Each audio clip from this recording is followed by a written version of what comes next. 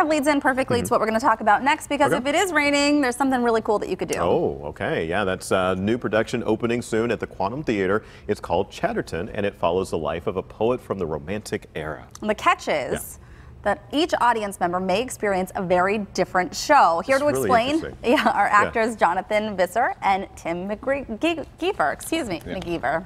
Thanks for joining us here this morning. Just literally rolled that off your tongue just a second ago. I know. That's what usually happens Everybody here. was watching you now. So tell us a little bit about the plot here, because this is kind of this is based on a real life character. Yeah, it's almost like Matrix-esque. You know, like you have to like warp your mind into thinking about this. Yeah, there are 3 plots. Okay. And it's around a central story, but there's from 3 different points of view, and so they intersect.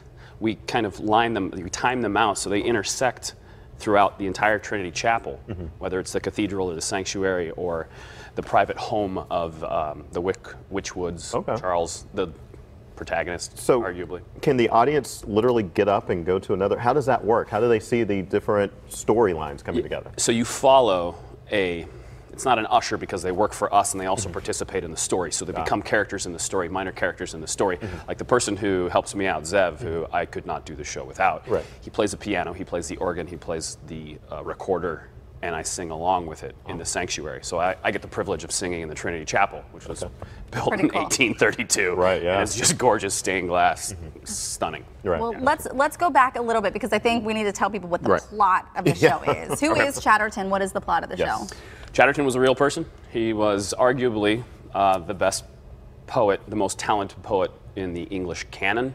No one knows who he was because he wrote in the style of other people and forged not their work, because he wrote his own work, but he forged their names. What time period? He was born in 1752 and he died at a very young age of 17 years old in 1770. Wow. Suicide too, correct? Suicide, yeah. And his earliest published, he was 11 years old. Wow. Yeah, he was an incredibly bright, young, precocious young man. Gotcha. And so, Tim, who do you play? Well, so part of the story happens in the 18th century, but we also tell a story of a painting that a real painting of Chatterton that we're actually using in some of our publicity. And I play another poet who actually posed as the model for this painting. And so we sort of string together these different storylines and the different timelines. And then there's a third timeline that happens in the 1980s. Modern-ish. Yeah, exactly. Okay. And then we have these essentially three first acts of the play. And so the audience is divided into 3 groups. And they will follow, like Jonathan was saying, they will follow these guides throughout the church to these different sort of non-traditional performance spaces. Some of the scenes will happen in the sanctuary. Some will happen in a hallway, in an office, in the vestry. Music rehearsal room is in the really music cool. rehearsal room. So you want to wear your walking shoes when you come to see the show, because you're gonna. Good point. You're gonna get your Fitbit. You're gonna get your steps in this show. But it's great. You know, we've now essentially rehearsed 3 first acts and 2 second acts to the play. So it's a massive amount of narrative that we can give to the people, and it's something that we're hoping people will come back and see. What can they kind of expect when it comes to, like, is this comedy? Is this a drama? What can I would say it's a drama, but there's some very funny stuff.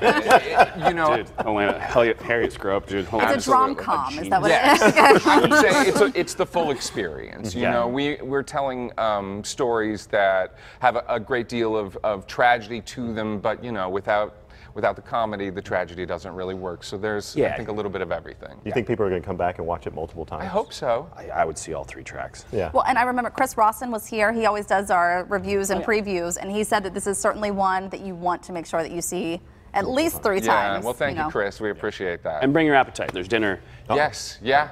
It's a full evening. We have a drink outside of the church first, and then the audience comes in and they see the first act, and then they sit down and are actually served a meal by a local celebrity chef. And it's a different chef each week, I believe. Each week, so you could get a different meal every week. So you can show up thirsty and hungry, and we'll take care of you. When does this start, and what do people know about getting tickets? What do they need to know there?